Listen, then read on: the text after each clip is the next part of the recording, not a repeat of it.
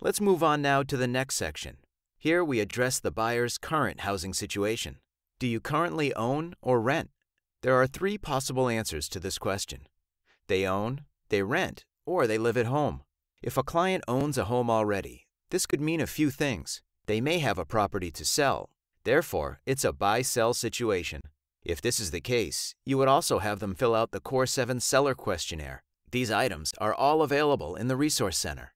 A sell-buy situation is a much more complicated process, so you'll need to be ready to explain it thoroughly to the client and address timing as well as the multiple moving parts involved.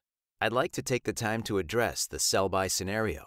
The first thing I do is go through my buyer's meeting process and, using the buyer questionnaire, address my client's goals. Then, get the clients pre-approved before making decisions regarding listing the property. There are many options to review before putting the home on the market. And thirdly, pivot back to the sale, moving the process along in a coordinated fashion. The most complicated part of this process is coordinating the timing of the sell and buy with the client.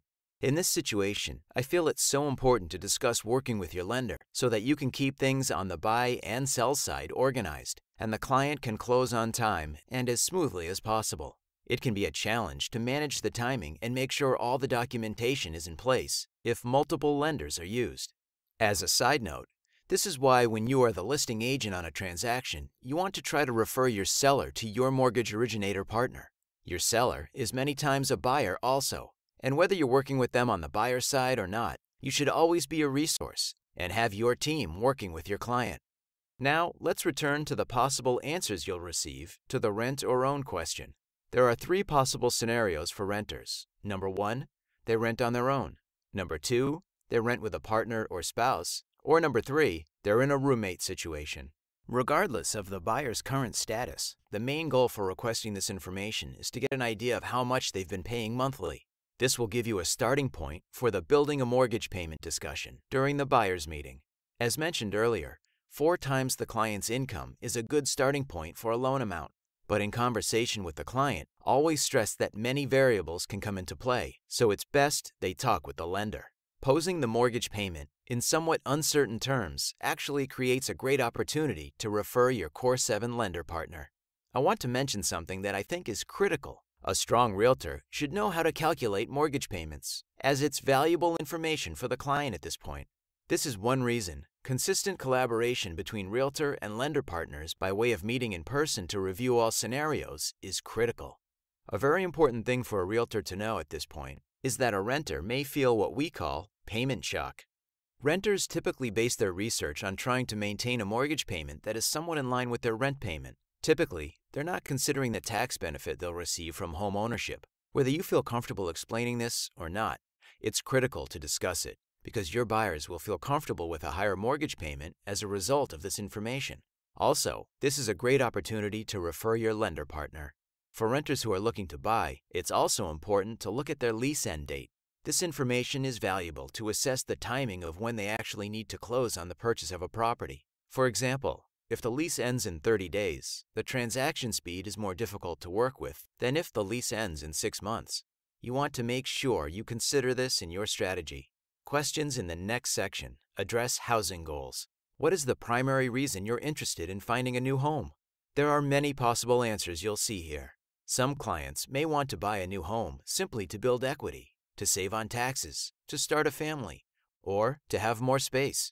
The main goal here is to listen and note many of the valuable points that your client can come up with. Do your best to answer the questions, or direct your client to the right professional who can. At a minimum, the client will feel that you listened and their priorities were heard. What is your preferred price range? This question can also give you a starting point and let you know if the client is being realistic. Keep in mind that the starting point could be on the high side or the low side. Many times, clients will not know their price range. Obviously, this is a great opportunity to refer my lender partner. In some cases, I like to refer my financial advisor partner. The Core 7 rule of thumb is that if the client is less than 3 months from purchasing, I refer my lender partner to get the client pre-approved. If they are 3 months or more from purchasing, I think it's sensible to refer my financial advisor to review savings plans and to make suggestions regarding the tax ramifications of the home purchase. For example, When liquidating funds for the purchase, you want to avoid taking them from an account that would trigger a capital gains tax. It may be possible to take them from an account that generates a valuable tax loss. What is the absolute highest you would consider spending for the perfect house? This figure gives an idea of what price they may stretch to if a property was exactly what they're looking for. You're not asking the question to force the client into purchasing a larger home just to generate a commission, obviously. But sometimes the home above their comfort level will be exactly what they want. You at least want to give them the option to say yes or no. Now, keep in mind that clients may have backed into their numbers based on pricing they may have seen online. I will say that most of the time, buyers come in with some sort of number, but they have not thought it through. If this is the case, I always ask the buyer how they came up with the number. The typical answers I hear are that they have worked out a budget, or the amount is the same as their rent. Many times, clients don't factor in important considerations, such as the tax benefits they'll receive from the mortgage. As I've said before, this is all somewhat premature before the clients speak with your lender partner. However, I feel it's important to lay the foundation. Many realtors do not feel comfortable discussing any of this up front, as often we know just enough about the financing side to make us dangerous. I think it's critical, however, to start establishing a starting point and help the client to start thinking about their financing. This is what makes the 4 times income rule of thumb mentioned earlier so valuable, as long as you stress to your clients that only the lender can provide the actual number. The clients understand that this is just upfront brainstorming, so I'm able to speak as intelligently as possible regarding the mortgage loan process. I make it a point to meet with my Core 7 lender partner very frequently to keep up to speed with important lending guidelines and updates. This is a critical part of our partnership, and the benefits are huge. Establishing a starting point is crucial for 2 reasons. First, it makes it easier to refer your lender partner. Second, it allows you to get the client added to your property finder so they can get a feel for available properties on the market.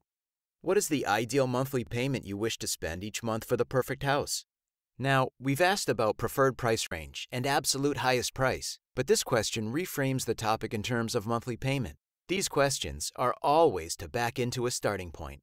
Again, the lender will do a full pre-approval. With this information, you can build a price range and plan your response accordingly. Keep in mind, there are always things that may not be considered, like tax breaks, etc. This is just a starting point.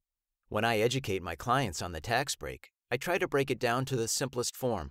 To do this, I tell the client that a mortgage payment is roughly $45 for every $10,000 financed. With the tax benefit, it's actually closer to $37 because the mortgage interest and real estate taxes can be written off.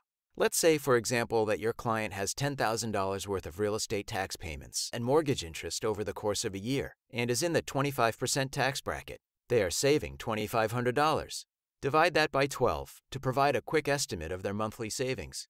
Again, you want to tell the client that you're not an expert and that your lender or financial advisor will be able to provide a more accurate number. But the takeaway is that they can probably afford more in a mortgage payment than they pay in rent because of this tax benefit. As I mentioned earlier, and really can't stress enough, the best realtors know how to figure out mortgage payments. They have a rough knowledge of the loan products and know a rough range of interest rates. If this is not the case for you, I recommend meeting with your lender partner much more frequently to work on this. This is a critical step. This is also a good time to point out considerations they may not have thought about to help give the buyer perspective. For example, this is when you discuss property taxes, condo fees, heat and hot water, and all the other related expenses. Many clients don't consider these costs, and you want to address this up front so they're not surprised later at a more stressful time in the process. What is your target date for being in your new home? This is extremely important information. There are 2 possible answers, a reasonable time frame or an extended time frame. The answer you get here gives you a sense of how motivated a client is.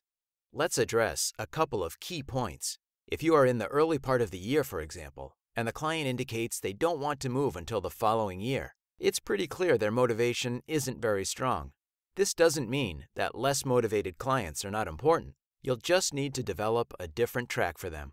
You'll want to keep them in your system and stay in touch until they're ready. This way, the goals are clear and you aren't viewed as pushing a client who's a ways away, and you aren't surprised when a client buys a property without contacting you. Now, for clients not ready to buy right now, I typically find it's because one of 2 things is happening. Either they don't want to be pressured, or may think they need to have a bigger down payment for what they're looking for. For example, let's say a client says their time frame to buy is 2 years. It may be because they don't want to be pressured, so your job then is to educate. I feel that the best way to handle this is by saying, "You don't want to buy for 2 years. Perfect. My job is to educate you now so that over the next year or two, when the time is right for you, you'll be able to make a move. I'm also going to refer my financial advisor now, even though you're 2 years away. I want to make sure you have a good opportunity to continue saving to help you make this purchase. Does that sound fair?" Remember the rule we discussed earlier. If the buyer is looking to move in 1 to 3 months, it's best to refer to the lender. If the time frame is 3 months or longer, it makes sense to refer to your financial advisor partner so he or she can do a needs analysis to help the client figure out how real estate fits into their overall financial plan. Then, ask your client to tell you about their lifestyle, entertaining, raising a family, relaxing, etc. This question gives you more information about your client's motivation and goals. Of course, you want to only spend time with people who are going to buy at some point, but this question lets the buyer forget about price, the number of bedrooms, and all the details for a minute and focus instead on why they're buying a home. You probably will not get a long, detailed answer here and may need to ask probing questions to determine the details. Typical answers may include having outdoor space, having a space for kids to play in the house, having a certain style kitchen, entertaining in the new home, etc. It really hits more on the aesthetic purposes of a home. This question may also uncover personal preferences or cultural influences you need to be sensitive to because it impacts the process of defining search parameters. Let me give you an example that's typical in my market. I was working with a client who follows Feng Shui. Now, Feng Shui is an Eastern philosophy about energy and the surrounding environment. Placement of possessions and the layout of a house were very important in this case. I needed to know about this up front because there were many considerations to be factored into the search, like the direction the property faces, the bedroom layout, and the placement of doorways and windows. Are there any specific locations that you'd like to look at?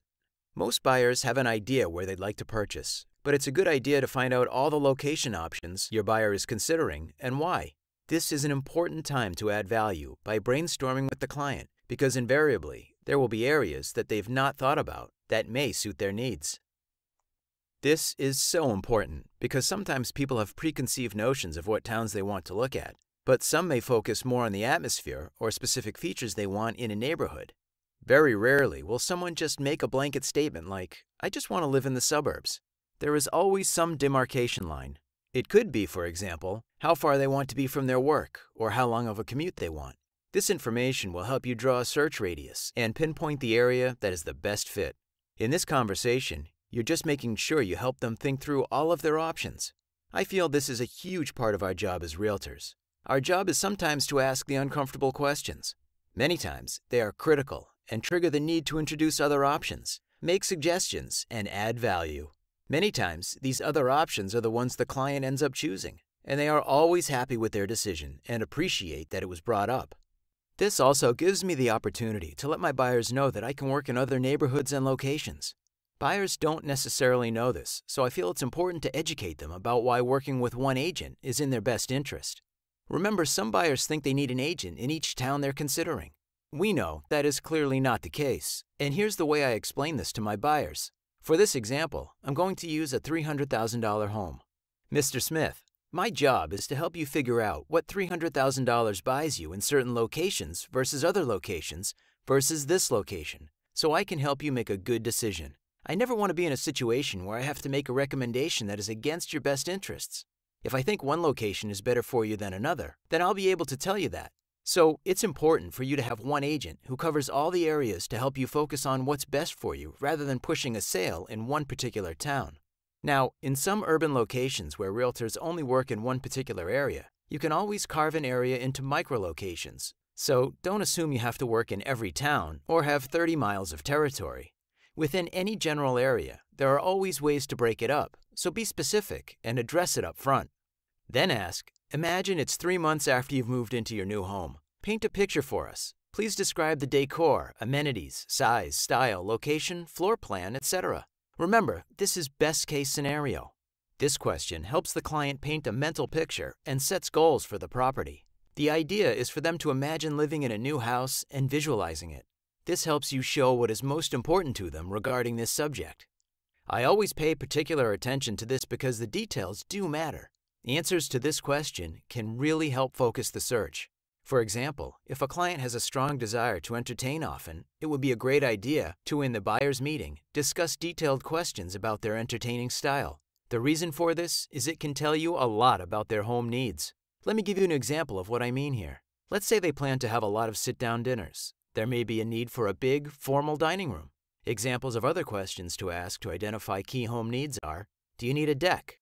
Do they want to do grilling and barbecuing? Do you want a yard? Are you concerned about the neighborhood? Do you need to be close to public transportation? Do you need to live close to the town center? Or do you mind living on a busy street? This will give you insight on their outdoor space needs. You may need to ask other probing questions in the buyer's meeting to get a full sense of the buyer's personal preferences. Remember, these are the details that really help you address their personal needs. Do you own or want to own a piano? If so, what style? Baby grand, etc. This lets you know a large, spacious room is needed. How important is the flow or layout of the property? Do you prefer an open layout or railway layout with a center hallway and rooms on either side? Which is more important, bigger bedrooms or a bigger dining room? Is a formal dining room important? Do you need a breakfast bar? Do you want an eat-in kitchen? Do you need a second bedroom for an office? How often do you work at home? Does one or both of you work at home? How does the second bedroom relate to potential kids? Could a desk and computer setup be in the corner of the living room? Remember, all of this information stays in the buyer's file and can be used to add value during the showings. When you look at a home, you can point out how specific features could meet their criteria. If you know the buyer wants an office area, for example, and you find a place with a big foyer, point out the space's potential use. I find that many times my clients forget what they told me about some of these needs, and they're impressed when I bring them up during a showing. The bottom line is that it's so important to drill down to find what features are really important and use that to drive the search. It's important to integrate what your buyer needs with your individual market and manage their expectations when warranted. Now, when pointing out these key features, it's also a time to give the client perspective on a monthly mortgage payment versus house pricing by discussing what I call the $10,000 rule. In a nutshell, every $10,000 equals approximately $50 a month, and after taxes, roughly $37 per month. Sometimes, clients don't realize that they can get everything they want for a nominal monthly cost. The way I ask the client this question is, Mr. Smith, if getting you everything you desire costs an additional $150 per month in a mortgage payment, do you think that's manageable? When the question is asked this way, it helps to give a client perspective on their costs and needs. In that particular example, if the buyer is comfortable with the additional $150, that would equate to roughly $30,000 more in purchase price. That could make the difference in finding the right property and in the right neighborhood. This question reminds me of another important aspect that may need to be addressed. In first home purchases, many times I find clients have unrealistic expectations because they think that the property will be their final house. Although it's of course possible, it's very rare. Therefore, at this point, it's important to discuss how long they are actually going to live in the home. The way I address this situation is by politely telling the client the realities of this topic. Mr. Smith, one of the things you'll need to be aware of is that the average person stays in their home only 3 to 5 years. This will most likely not be your only real estate purchase. Your life's going to change over time. There could be changes in your family or job location. In my experience, clients who are looking for a 10 to 15-year house with their first home often have a difficult time. We may need to break this up. This is a first house. Buy it, live in it, and enjoy it, and you'll get all the things you want in your second or third house. As your life changes, I want you to be able to make the choice of when you move. I don't want life issues to force it. I always want it to be your decision. That's why I keep mentioning the importance of your exit strategy.